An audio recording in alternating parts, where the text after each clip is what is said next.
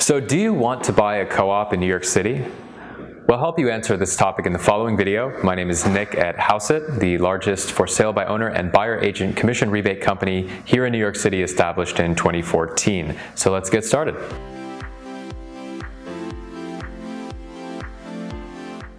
So the question of do you want to buy a co-op in New York City is a rather complex topic, but we'll simplify it into a couple of considerations for you to digest. The main consideration when buying a co-op is whether or not you're on board with the idea of restrictions on subletting.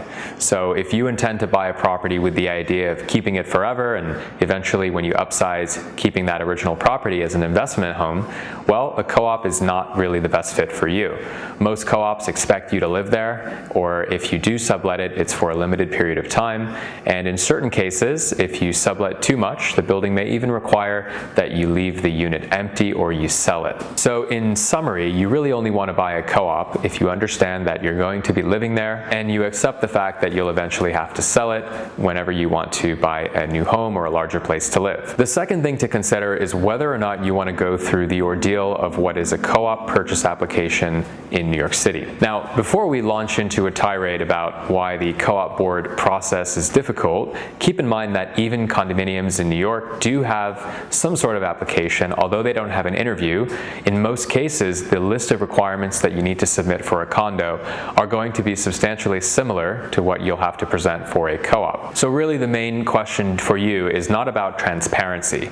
The truth is you will have to disclose financial information and other sensitive documents regardless of whether you're buying a condo or a co-op. If you're looking for transparency, you really do need to buy a house. So the question to ask as to whether or not you want to buy a co-op is whether you want to take the risk of going through the ordeal, negotiating the contract, submitting an application, only to possibly be rejected.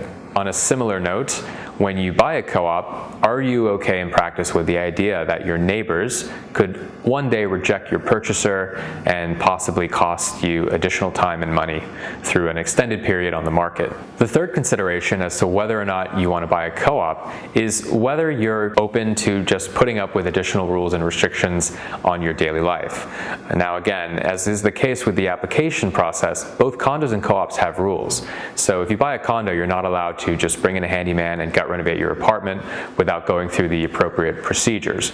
But in general, it is fair to conclude and assume that co-ops have a little bit more red tape and more rules, more restrictions, possibly more fees associated with doing things in your home, such as certainly renovating it and of course renting it out. There may also be a more strict interpretation of the house rules in a co-op versus a condo, although keep in mind it's tough to generalize here because there are co-ops that act like condos, and unfortunately there are condo buildings that think they are co-ops. So really it does depend on the particular building that you're looking at. But as a generalization, you can really assume that a co-op you'll be expected to play by the rules a bit more frequently than you would with a condo. The final question as to whether or not you want to buy a co-op is whether you're okay with perhaps paying a flip tax when the time comes to sell. Now, most co-ops in the city have an additional seller closing cost called a flip tax, and it does vary by building.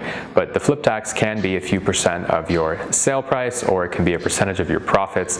There are a number of ways to calculate it, etc., but the vast majority of co-ops have a flip tax, whereas the vast majority of condos do not. Now, the flip side of this is actually that co-ops have lower buyer closing costs. So there is a benefit to you of initially buying a co-op. The buyer closing costs are lower, so in theory, you need to essentially spend less cash up front in terms of getting the deal done. But keep in mind that co-ops do have a higher down payment requirement, and of course they have buyer financial requirements. So this can negate some or all of that liquidity benefit of possibly having lower buyer closing costs in the case of a co-op. We hope you found this video helpful. I'm Nick at Hauseit. Visit our website, hauseit.com, to learn about ways to save money when you're buying and selling in New York. And if you like this video, do us a favor, hit like, subscribe, send us a comment, or send us an email, and we'll get back to you right away.